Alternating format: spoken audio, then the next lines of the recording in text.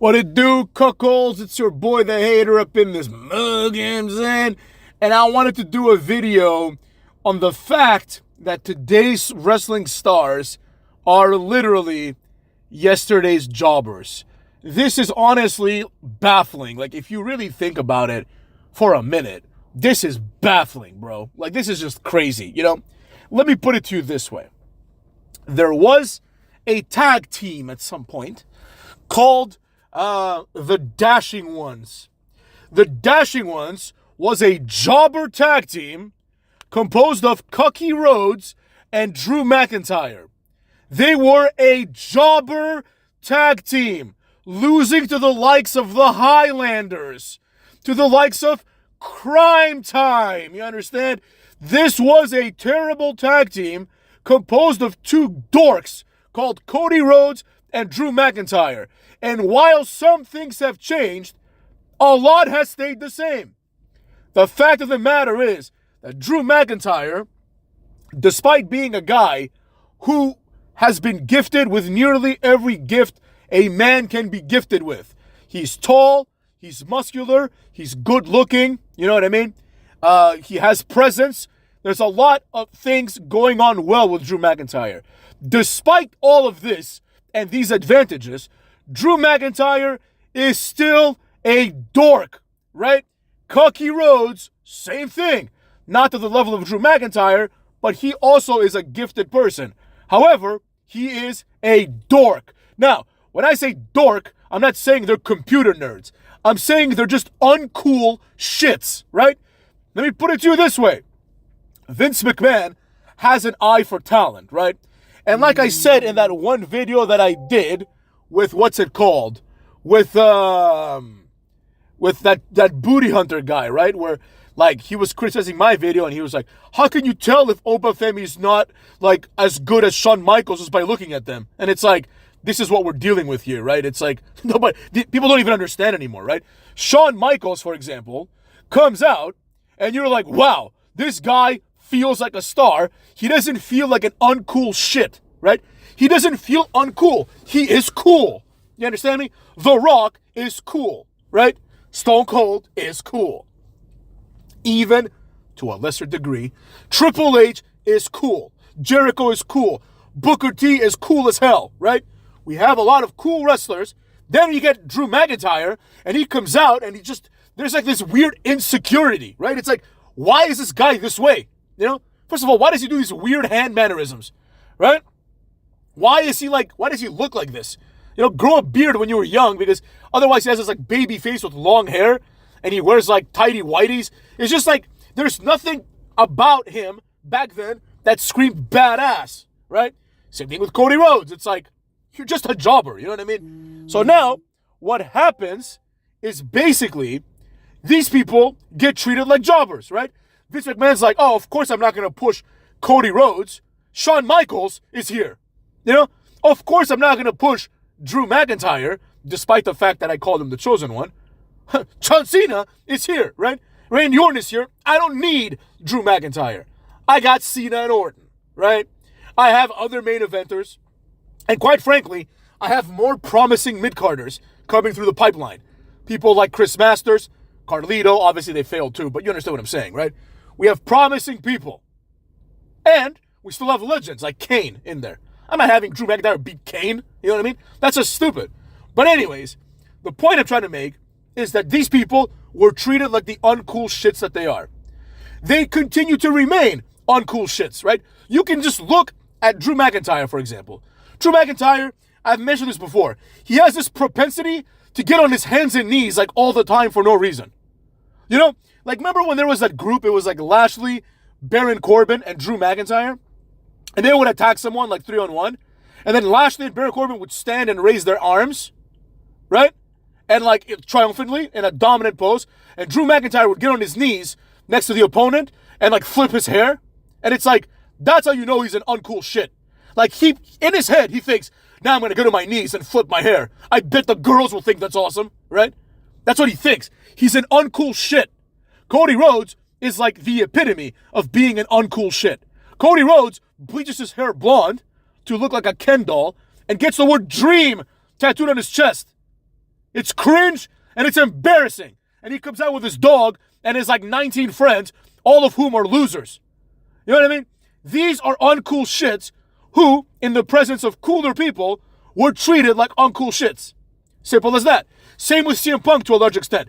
CM Punk's like, why am I not main eventing WrestleMania? Gee, stupid. I don't know. Maybe because you're an uncool shit. You're boring. I'm straight edge. I don't like to have fun and drink. John Cena and The Rock aren't like that. They're entertaining, they're charismatic, and you can tell that they're not uncool shits. So, of course, WrestleMania comes along. CM Punk, get in the back. Go wrestle Chavo Guerrero. You know your role, jobber. Now, things have changed. A lot of the cool wrestlers have moved on, right? Some of them have made their money and left, like John Cena. Some of them, like Randy Orton, are taking this passive role, and they're not trying to be cool anymore.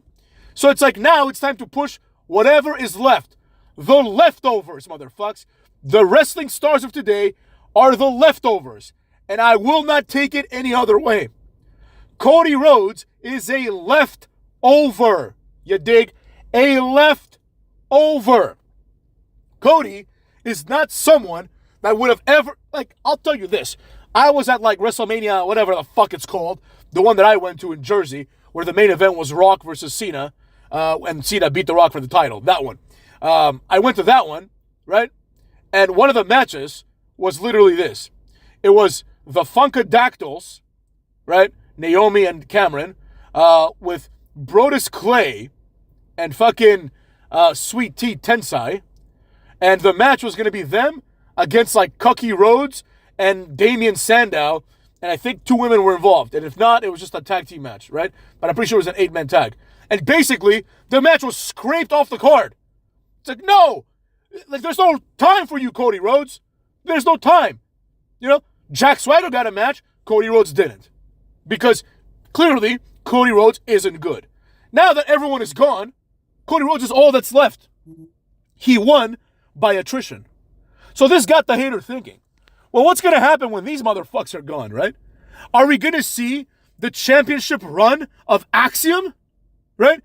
Is today's jobber going to still become tomorrow's star? Have you people lost your minds? The standards keep getting lower and lower. Drew McIntyre was basically like a Baron Corbin. He was given like 19 chances to get over, and he never did, right? He never got over, despite all of his advantages. He never got over. They're like, oh, now you're going to be in a tag team with Cody Rhodes, the chosen ones. Same thing with Cody. They're like, oh, that didn't work out. Now you're going to be in a tag team with Damian Sandow, the Rhodes Scholars. Like, this is what Cody Rhodes was meant to be. This is what, what's it called? Fucking Drew McIntyre was meant to be. They were meant to be jobbers. Like, they weren't even mid-carders. Drew McIntyre then moves on to 3MB, right? Which is a jobber act. The only one there that had any value, in my opinion, was Jinder Mahal. But that's neither here nor there. Drew McIntyre was an idiot who would come out and play the air guitar. And now this guy's beating Brock Lesnar? Like, Brock Lesnar, Drew McIntyre, in the WWE game where the Shield debuted, probably the most played match that I did during that game's shelf life was the Shield against 3MB, where I would take the Shield and I would squash 3MB in, like, elimination matches, right? That's what I would do. Because, cuckolds, they were all jobbers. Little did I know that there would come a point where that guy from the Shield, Seth Rollins, would be jobbing to Drew McIntyre. You know? Fair enough. I mean, I'm not saying Seth Rollins is great, but you understand what I'm getting at. Point is, yesterday's jobbers are today's main eventers. So now, I mean, if Apollo Crews can stick around long enough, he might win the Rumble twice, right? All he needs to do is go to AEW and then get signed, you know? That's it. All you got to do to become a main eventer in WWE now is leave WWE. It's the ultimate irony. It's the ultimate bullshit. It's like you have people that are there paying their dues, sticking around, like R-Truth, for example. I mean, he left at TNA back in the day, but you know what I mean? Like, sticking around, and R-Truth gets vaulted by fucking CM Punk or Cody Rhodes. Why not give R-Truth the opportunity? You know? R-Truth was never a jobber until now, right? R-Truth was never like a jobber. He was a mid-carder. Like, since he came back as R-Truth, he was a mid-carder.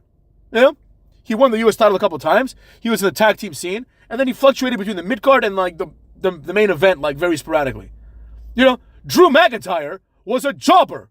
Cody Rhodes was a jobber. Like, R-Truth would be beating Cody Rhodes on like a 2-minute squash match on SmackDown. Same thing with Drew McIntyre. You know, Drew McIntyre would get his ass kicked by like the Big Show in a 3-on-1 handicap match. You know what I mean? And now these guys, I'm supposed to believe they're the champions? No wonder their ratings went down. But anyways, this is not a good prognosis for the future, right? Because now there's a lot of young jobbers. So what, like, eventually Ilya Dragunov might win 2 Royal Rumbles? You know, it wouldn't be shocking. Nobody could have predicted that Cody Rhodes would leave, come back, and become a champion because it's Cody Rhodes, right? So there you have it. That's kind of my point. This is not the correct way to build stars. Fire them, hope they get over somewhere else, and bring them back. And WWE has done this with a lot of people, you know? Some of them it hasn't worked out with in the long term, like EC3, you know what I mean? There's a bunch of examples like this, right? Like, what's his name? The guy, not Zack Ryder, but his partner, you know? Kurt Hawkins. Kurt Hawkins came back, and like, you know, he didn't get pushed. A lot of people get fired and then hired again, and they don't get pushed. Del Rio came back as a mid-carder, basically, right? These things happen.